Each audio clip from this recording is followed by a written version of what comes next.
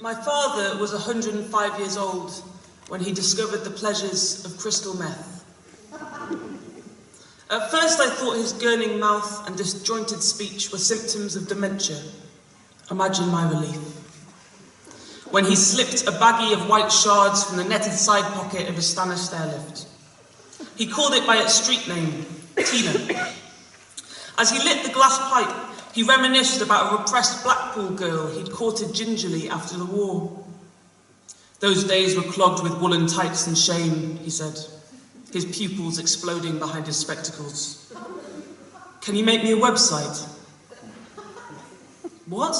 I said, thinking I'd misheard. I want to advertise my wares, he said. What wares? I said. Bondage, water sports, sadomasochism. People will pay good money to lick the toilet seat of a silver fox. When he smiled, his face lit up like an electrocuted skull.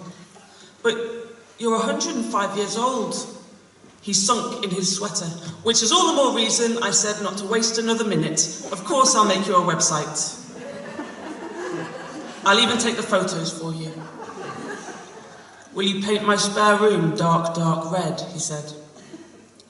I'll buy the paint this afternoon, I said. You're such a loving daughter, he said. I've never felt so alive.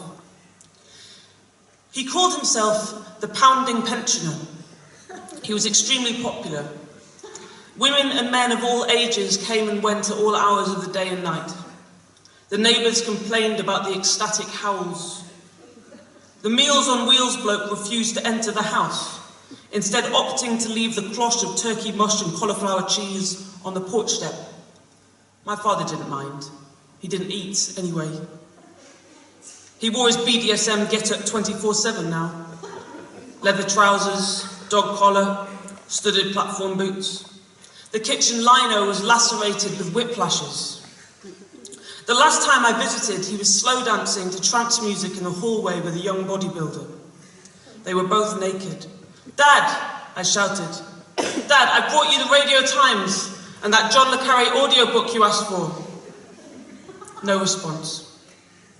Embracing, they resembled one mannequin sporting a creased shawl of skin. His hearing aid was curled up in the condom bowl like an elf's liver. Dad! I watched for a minute, then let myself out. He wasn't coming down again. Not for anyone. He was with the angels now.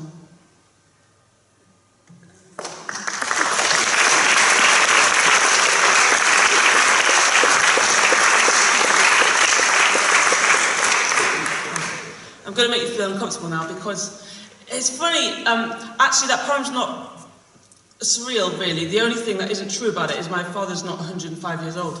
But I'm really interested about that, yeah. I'm really interested in that kind of, that place where, you know, life becomes so sad and strange that it, you know, becomes funny as well. Funny but not funny, funny but not funny.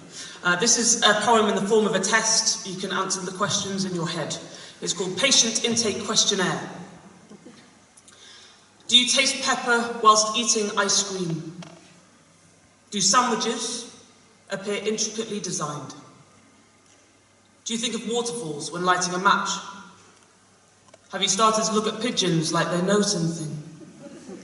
Do you think about your chin when you are kissing? Can you feel the blood in your thumb? Do your eyebrows feel like stickers? Do you look twice at your name on a letter? Does your hair hurt? When barefoot, do your shoes feel too tight? Can you sense the tiny holes in the cotton of your shirt? Do you peel bananas fearfully, in case there is no banana inside? Does the ceiling occasionally ripple? Has your pillow developed a strange echo? Does your neck feel like a bone? Do you hear sex noises through the wall when standing in a field? Now, when I was in my early 20s, after a series of unenjoyable adventures, I wound up in a rehab facility in the middle of the Amazonian desert. And the first thing that they do when you go to one of those places, they give you a test, which includes, you know, lots of horrendously frank questions about your lifestyle and suicide attempts and all this kind of stuff. And the first thing I did when they gave this questionnaire to me is I went back to my room and I translated it, right? And that's where that poem started 10 years ago. Right, and I translated it into surreal imagery, and then my counsellor found out that I was doing this to all of the worksheets that were being handed out, and we ended up having this conversation that inspired this next poem. So this is a poem called A Surreal Joke. 1 year is blank on my curriculum vitae. I was in the desert, convalescing, repairing my septum. I tried to die expensively, dragging it out over 6 months, locked in my university bathroom with a rolled-up scrap of Canto. I forgot how to love my family. At one point, my arms went completely blue. My assigned counsellor told me I used poetry to hide from myself, unhook the ballast from my life, a floating ruse of surreal jokes. He stole my notebook. I said, they're not jokes. He said, maybe try to write the simple truth. I said, why?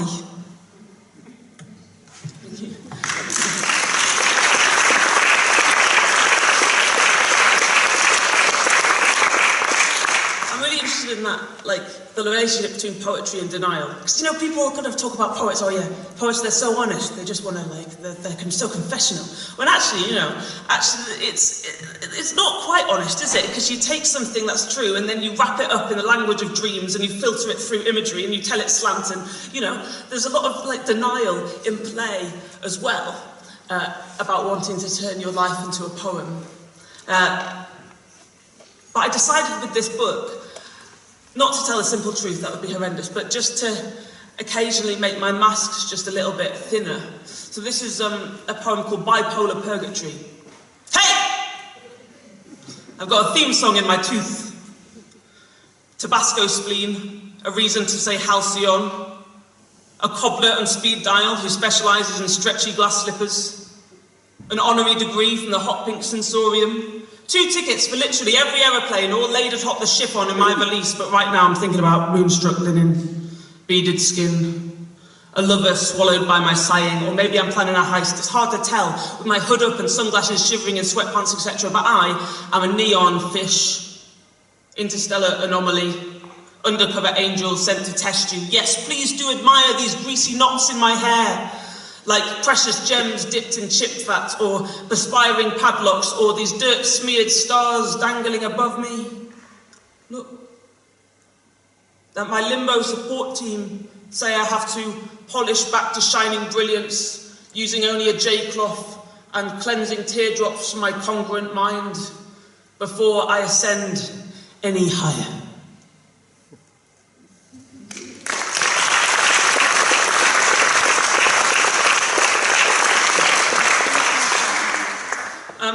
So there are 2 types of people who wind up in the desert. The first people, like, they arrive and they just make me well. Oh, I surrender, and that's kind of appropriate. And then, never mind. I'll just hang on. Then there's a type of people who they arrive and obviously they want to get well because they've paid to be in the desert, but they'll try and distract themselves with tiny things, like maybe you'll get obsessed about the air conditioning, humming too wildly, or you'll get obsessed about your ankles having been swollen from the flight. Or there was one girl, she kept on going back and forth from her car, and they found out that she'd stitched hundreds of pills into the lining of her car seat, which must have taken forever. And it's not because, like, she didn't want to get clean. I think it's just like you want to get clean, but you just don't want to have to do it clean. You know what I mean? And there was this one girl, this is true, she walked 6 hours across the desert to get high and walked all the way back. And so this is a poem, and it's taken me, so long to write about these people. I think about them all the time. So this is a poem called Far From Civilization. It's all true, but it contains no facts. Gemma's ankles were swollen from the flight. She was ratty. I looked like an elephant, she said, through microscopic cheeks. We dumped our pills and powders behind a cactus. "Is this India?" said Elle, knotting her necklace to her hair till her head hung. "Nope," said Jewel. She dug a tear from her duct like a splinter. "But enlightenment comes at the end of dust, and there's dust all over." "I left Anna in the airport toilets," Gemma said. Anna was the name of her eating disorder. Gemma wasn't dishonest, although certainly a liar. Elle fingered the secret rock she'd sewn into her sleeve. "Man, we're going to be clean forever when we find Buddha." Pixie was bipolar and off her meds. "Look at the sudden state of me." She was wearing the big bug-eyed sunglasses she thought made her melt. "My sores are seeping," said Gemma, as mealy gunk pushed from her skin like toothpaste. Just then, she spotted a shiny building. "Is that the temple?" "Is that Buddha's temple?" said Jewel. "Ah! We found Buddha's temple!" "Jem says it's definitely his temple. If it's not, I'm going to kill myself," said Elle, half joking. Nearing the House of Calm, Jewel got twitchy. "Can you smoke in there?" "Because I'm going to freak if I can't smoke." Elle sucked her sleeve. "Now I'm just a piddle pool of flesh," screamed Pixie, as Gemma disappeared behind the cactus, came back, immortal. "What can we learn from a little fat man anyway?" I said.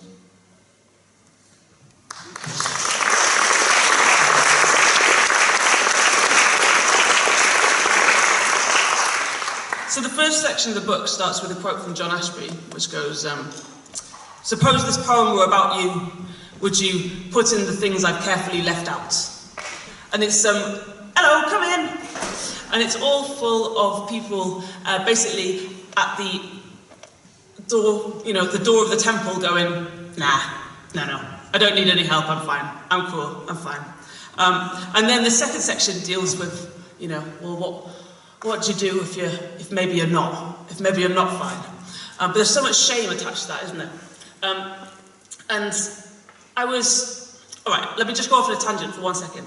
There's this ship called the Ss Richard Montgomery that you might know about, which is off the Isle of Shippey. And it crashed there during the war, and it's under the water, and it's still got all the bombs on it. And the local council, they don't know what to do, because if you move it, it's likely to explode. But the thing about bombs underwater is the longer you leave them, the more likely they are to explode. And I looked this up on Wikipedia, and the port authorities had been forced to kind of give a statement because the locals were really worried about all these bombs close to them. And the statement said, and I quote, it was back in 2009, "Doing nothing is not an option for much longer." and that was it. Which I just thought was amazingly weak. But also, this idea of, bombs that, like, if you don't move it, it's too dangerous to move, but if you don't move it, it seemed like a good metaphor for a secret. So this is a poem that is much shorter than my introduction. It's a sonnet called SS Suppression. An unexploded warship sits on my seabed.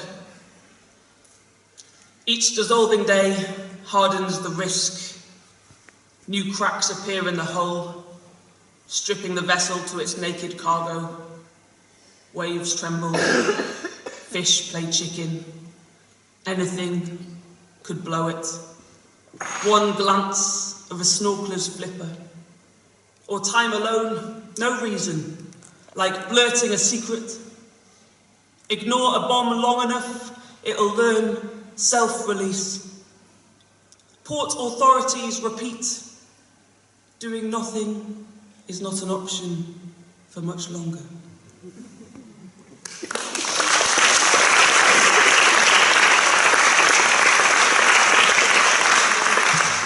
Have you ever tried so really, really hard and then looked at yourself in the mirror when you were crying and thought, "Oh my God, I look so sad"?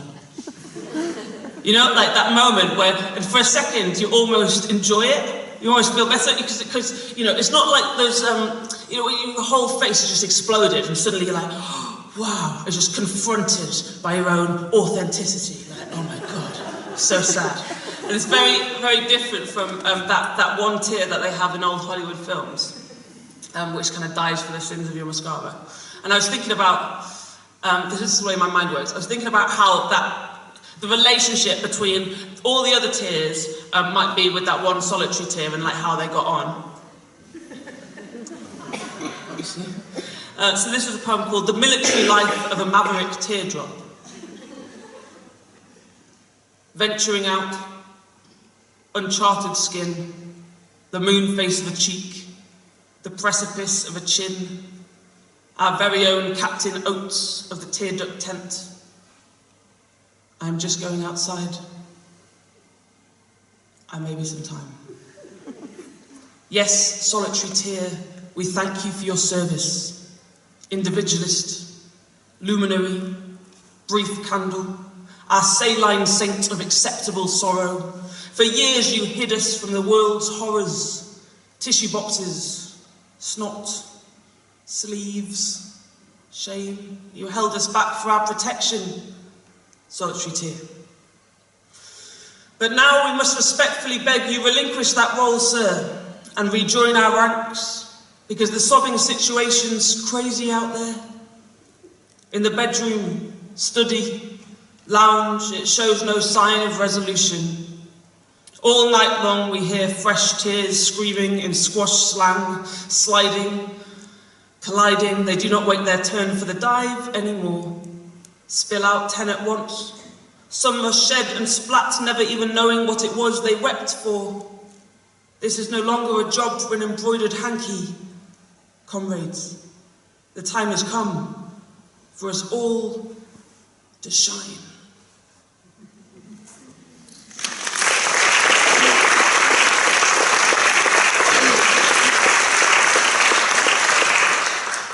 And there can be hope just in that, can't there? And being like, right, my face is allowed to explode. The last section of the book starts with a little quote from James Tate, which says, we still believe we shall come through it. I signal this news by lifting a little finger.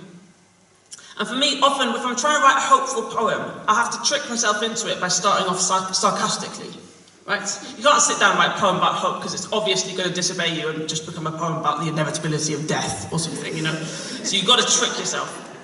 And so when I wrote this next poem, I really thought I was going to, take the piss out of it. And I have, don't get me wrong, I really have. But I also found something else in it too. So this is about something that really happened because I read it in The Guardian, and it's called Meghan Married Herself. She arrived at the country mansion in a silver limousine.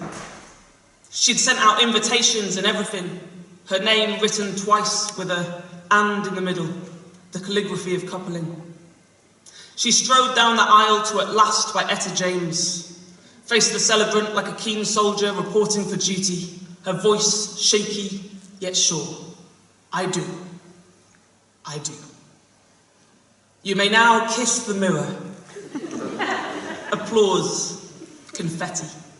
Every single one of the 140 guests deemed the service unimprovable, especially the vows, so from the heart. Her wedding gown was ivory, pointedly off-white. After all, we have shared a bed for 32 years, she quipped in her first speech. So I'm hardly virginal, if you know what I mean. No one knew exactly what she meant.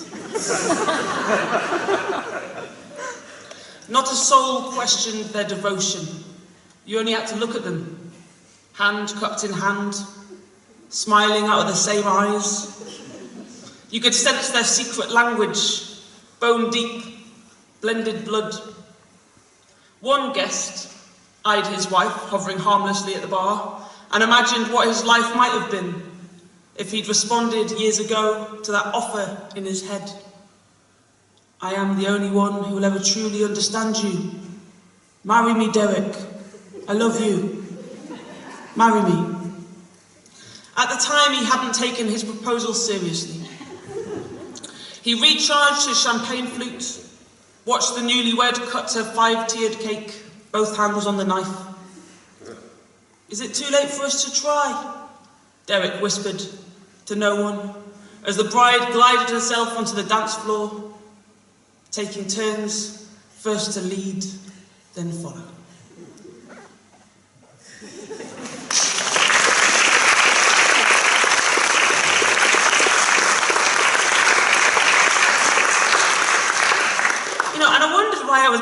like so admiring of this Megan character as I was writing it as well. I think it's because there's no way I could get married to myself, ever. You know, like, it's like, we've got a lot in common, but we're not very nice to each other. Like, it's not a good match. And because there's so many poems about shame in the book, I suddenly realised that this, I mean, that's the epitome of the opposite of shame. It's mad, but it's like really happy mad, isn't it? Like, you like yourself so much, right? That you invite all your relatives to the wedding, to yourself, and then be completely unembarrassed by it. I mean, that's amazing. So, I'm just going to finish on this one little poem, which is about how, when I was little, I got obsessed with, you know those fake roads that you can have, like, having like old, like westerns, where you have one saloon, but then the rest of them are all just the fronts of houses, like the facades. And I think I went to like a knockoff, like, Universal Studios or something, and I kept on running behind them and going, no house! House! No house! And then I had this image in my head for ages, and I wanted to find a feeling to go with it, to create a poem, and it didn't happen for ages, but then this one came. So this is called 48 Venire Avenue. Oh, and thank you very much for having me and all that.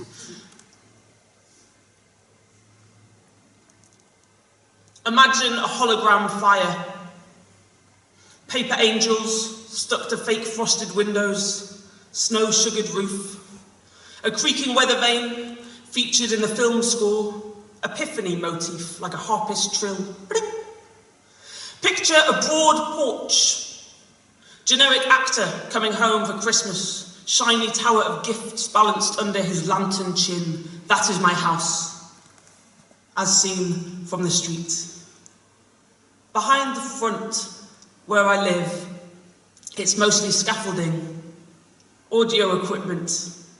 I sit cross-legged in the sawdust, clutching a mic. Daddy's home, Mummy. My domain is domestic sound effects, ghosts of the throat, sweet impressions. On clear days, still, I imagine you'll come knocking on my door to meet me in person.